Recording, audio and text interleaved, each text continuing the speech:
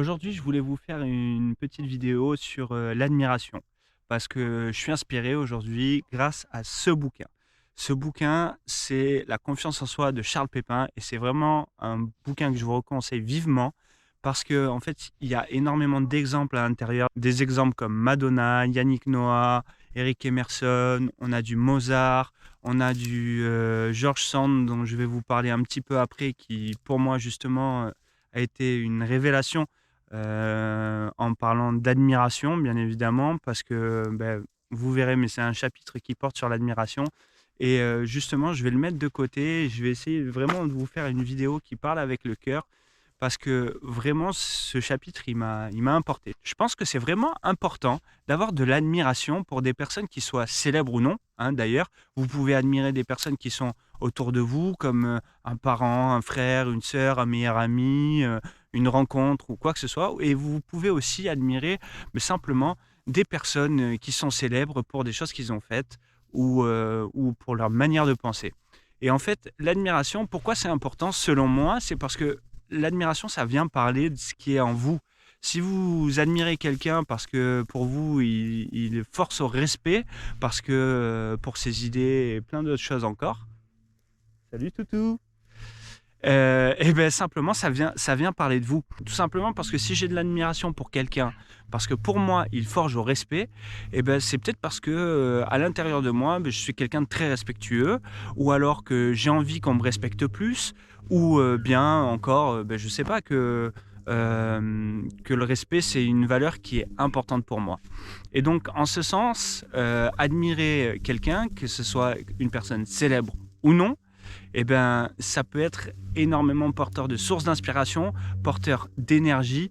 D'ailleurs, moi, personnellement, il y a quelqu'un que j'admire énormément, c'est Anthony Robbins. Et je l'admire parce que pour moi, voilà, simplement, c'est quelqu'un qui fait des choses vraiment exceptionnelles, qui fait des choses vraiment bien pour les gens, que ce soit dans la gratuité ou avec des séances de coaching qui valent des plusieurs milliers, voire même 1 million d'euros. Et quand je regarde ce reportage qui est sur Netflix, qui s'appelle I'm Not Your Guru, eh ben, je suis exalté. Je suis vraiment dans une espèce d'énergie où je me dis que tout est possible. Et, et vraiment, ça me donne une énergie folle, quoi. Donc, admirez les gens que vous avez autour de vous, admirez. Par contre, il y a vraiment une différence entre admirer et vénérer. Voilà, l'admiration, ça va être quelque chose où voilà, on admire une personne pour ses qualités, ce qu'elle fait ou autre, et c'est une source de motivation qui nous pousse à aller à l'action. Vénérer, ça va plus être une contemplation comme ça, où on regarde la personne, où on l'observe de loin et on se dit waouh, qu'est-ce que c'est beau, mais moi par contre voilà, c'est pas trop mon truc. Waouh, c'est magnifique et tout ça, mais il n'y a pas d'action. Il n'y a pas de choses qu'on met en place directement et où on se dit tiens, je vais aller vers ça. L'admiration, vraiment, servez-vous de ça. Et d'ailleurs, dans ce bouquin, il parle de George Sand. George Sand, c'était une auteure dans les années 1800 à peu près. Et en fait, cette femme s'est inspirée de beaucoup, beaucoup de personnes autour d'elle, notamment dans un premier temps son arrière-grand-mère, puisque son arrière-grand-mère était quelqu'un de très, très connu à l'époque. Elle recevait des personnalités et elle était très reconnue pour sa liberté de penser et aussi pour son amour pour les lettres et la philosophie. Et en fait, elle recevait des personnes très importantes. Et du coup, George Sand, elle s'est vraiment inspirée de son arrière-grand-mère, c'est-à-dire que elle n'a pas fait exactement comme elle a fait à sa manière en s'inspirant de son arrière-grand-mère. Et c'est ça vraiment qui est important, je pense, c'est soyez vous-même. Explorez votre singularité, le fait que des personnes comme vous, il n'y en a pas deux sur la Terre. Et d'ailleurs, c'est très important en fait de respecter sa singularité, de respecter son unicité, parce que en fait, c'est aussi un malaise dans notre société, c'est-à-dire que il faut faire comme tout le monde. Voilà, une société, elle se base sur le fait de rentrer dans un moule, de correspondre à une norme. Et donc, du coup, on exclut complètement sa singularité. On exclut nos valeurs, on exclut tout ce genre de choses et on nous dit: «OK, rentre dans le moule». Mais en fait, c'est exactement comme ça qu'apparaissent les malaises. C'est exactement comme ça qu'on ne se sent plus bien dans ses bottes, qu'on ressent de l'anxiété, du stress quand on va au boulot, parce qu'on n'est plus centré avec qui on est, concrètement. Et donc, en réalité, ce qui est vraiment important, c'est de respecter votre singularité.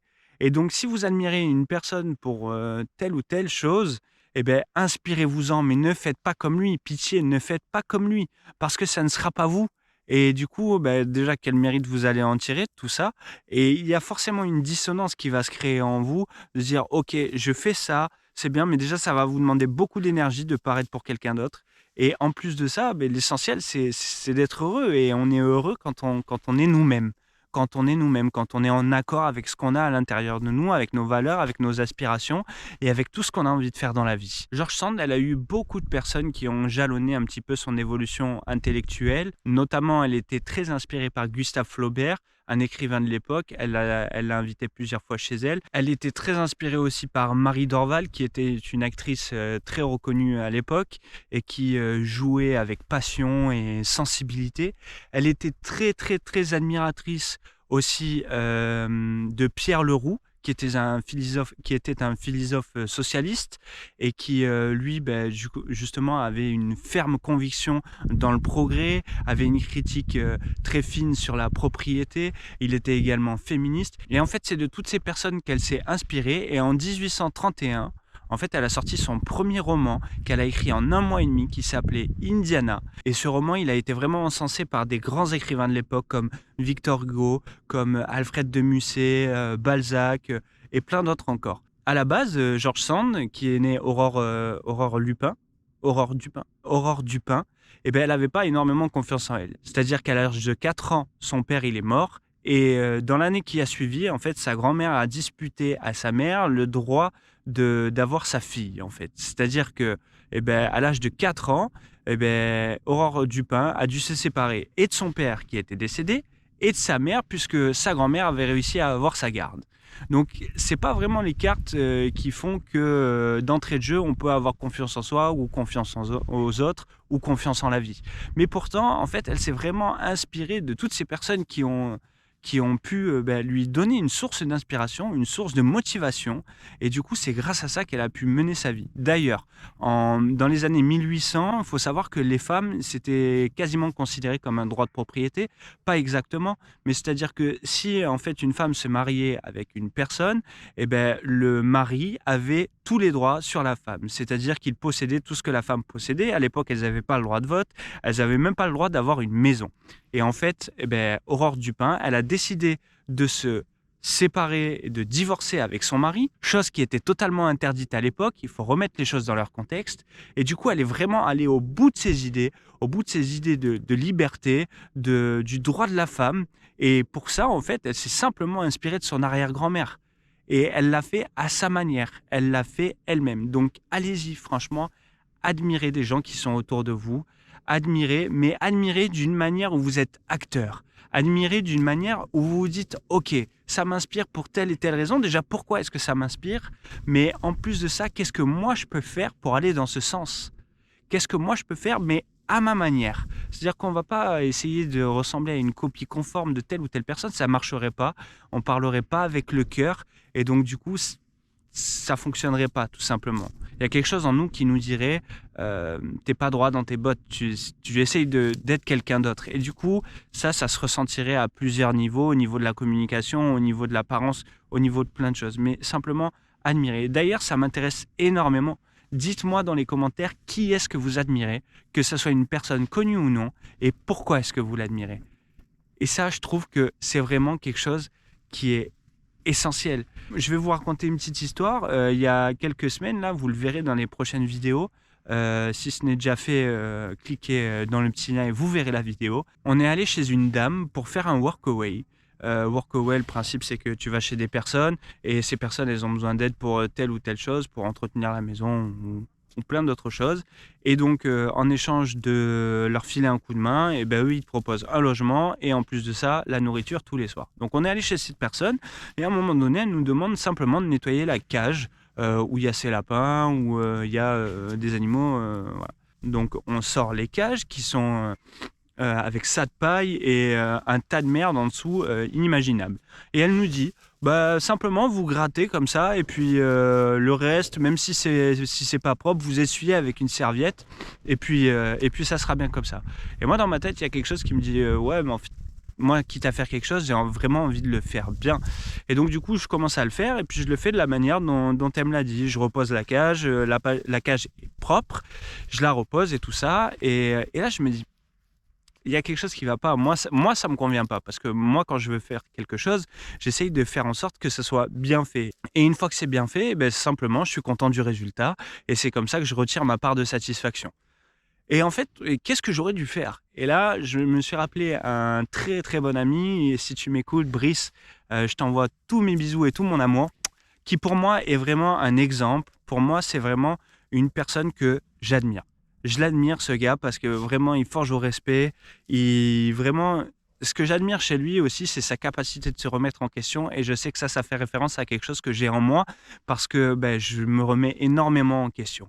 Mais j'admire aussi la manière dont il a de dépasser ses propres souffrances et simplement ben, d'aller en quête de meilleur, de gérer ses conflits internes et ses conflits émotionnels et d'avoir aussi l'audace de les affronter. Et je me suis dit, mais tiens, mais qu'est-ce qu'il aurait fait, Brice? Qu'est-ce que Brice aurait fait à ma place? Parce que je sais très bien qu'il n'aurait pas été OK avec ça, le fait de laisser ces merdes au fond de la cage, même si on les avait grattées, mais la cage, le fond de la cage, enfin voilà, le travail n'était pas hyper bien fait. Qu'est-ce qu'il aurait fait? Eh ben, en fait, je pense simplement que Brice, il aurait dit quelque chose du genre Quoi? Ben, on va laisser ça comme ça? Non, non, non, on peut pas laisser ça comme ça. Attends, attends, attends, c'est bon, ça me prend 5 minutes. Et il l'aurait fait, tout simplement. Et donc voilà, en fait, là où je veux en venir, c'est que c'est à ça que ça sert, je pense, d'admirer des personnes et ensuite se dire, OK, qu'est-ce qu'il aurait fait, lui? Qu'est-ce qu'il aurait fait à ma place? Et ensuite, on met en application. On met en application directement en se disant, OK, il aurait fait ça, allez, vas-y, je fais ça. Peut-être à ma manière, mais au moins je le fais. C'est pour ça que je voulais vous faire une vidéo là-dessus. J'espère qu'elle sera assez courte parce que j'essaye de faire des vidéos de plus en plus courtes, mais c'est assez compliqué. Je démarre un petit peu, donc voilà. J'attends vos commentaires pour savoir de qui vous vous inspirez et pourquoi vous vous en inspirez. Et je vous dis à très vite. Mais n'oubliez pas, le plus important, c'est d'oser parce que rêver, tout le monde le fait.